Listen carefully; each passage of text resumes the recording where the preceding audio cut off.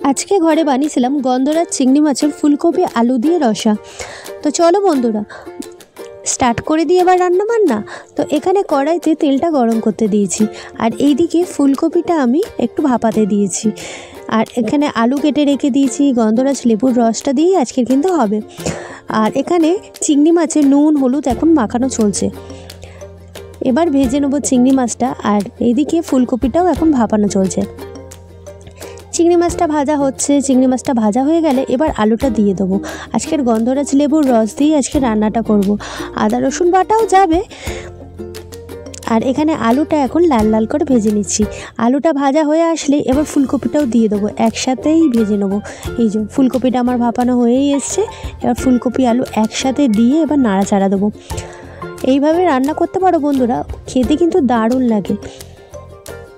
এই যে চিংড়ি মাছ ভেজে আমি এখানে রেখে দিয়েছি। এবার একটু একটু গুঁড়ো মশলা দেবো। প্রথমে একটু নুন আর হলুদ দিলাম, দিয়ে একটু হালকা করে একটু ভেজে নিলাম। গ্যাসের আঁচটা কিন্তু একটু কমিয়েই রান্না করতে হবে, খুব বেশি লাল হয়ে গেলে কিন্তু হবে না। আর এখানে চলো ততক্ষণ ভাজা হতে থাকুক, পেঁয়াজটা চটপট বেটে নিই। এই যে হয়ে গেছে আমার পেঁয়াজ বাটা। আমি কিন্তু শিলনোড়াতেই বাটতে আমার কিন্তু খুব সুবিধা হয়। আর এখানে আছে এই যে আদা রসুন আর দুটো কাঁচা লঙ্কা, ব্যাস বাটা হয়ে গেছে। এই যে দিয়ে দিলাম আদা কাঁচা লঙ্কা বাটা, দিয়ে এবার একটু জল দিয়ে একটু কষবো, সামান্য অল্প অল্প করে জল দিয়ে কষবো।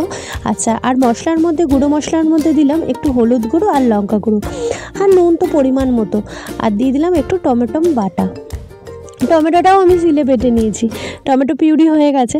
দিয়ে একটু অল্প অল্প করে জল দিয়ে একটু একটু করে কষতে হবে। আর এখন দিয়ে দিচ্ছি গন্ধরাজ লেবুর রস, যেটা না দিলে কিন্তু একদমই গন্ধরাজ লেবুর মানে ফ্লেভারটা আসবে না। তো দিয়ে দিলাম গন্ধরাজ লেবুর রস, আর একটু এই যে গন্ধরাজের লেবুর যে এই যে পাল্পটা, এটা একটু মানে গ্রেট করে দিয়ে দিলাম, সামান্য, খুব বেশি না। এই যে একটু একটু অল্প অল্প একটু সবুজ সবুজ অংশটা দিতে হবে কিন্তু, ব্যাস। আর সব কিছু হয়ে গেছে। এবার একটু দিয়ে দেবো গোলমরিচের গুঁড়ো আর একটু সামান্য দুধটা অল্পই ছিল, ব্যাস। ওইটা দিয়ে এবার কষিয়ে নেবো। কষানো হয়ে এসছে, বেশ ভালোই, বেশ সুন্দর একটা গন্ধ বেরিয়েছিল রান্না যখন করছিলাম। আর এবার একটু ফুটে যাবে, ঢাকনা চাপা দিয়ে রেখেছি। ফুটে গেলেই ব্যাস চিংড়ি মাছটা দিয়ে নামিয়ে নেবো। তো এই 7 থেকে 8 মিনিটের জন্য আমি ঢাকনাটা চাপা রেখেছিলাম। তারপর ঢাকনাটা খুলে এই যে গন্ধরাজ লেবুর স্লাইসগুলো দিয়ে দিলাম, আর ওপর থেকে চিংড়ি মাছ দিয়ে দিলাম, ব্যাস রেডি হয়ে গেল।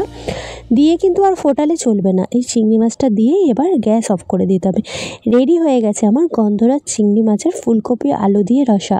এইভাবে রান্নাটা করতে পারো বন্ধুরা, গরম ভাত দিয়ে খেতে কিন্তু দারুণ লাগবে। পারলে একবার ট্রাই করে দেখো, দারুণ স্বাদ হয়েছিল এটা খেতে। যারা আমার ইউটিউব চ্যানেল থেকে দেখছো প্লিজ বন্ধুরা চ্যানেলটিকে সাবস্ক্রাইব করে দাও, আর যারা ফেসবুক পেজ থেকে দেখছো তারা ফলো করো।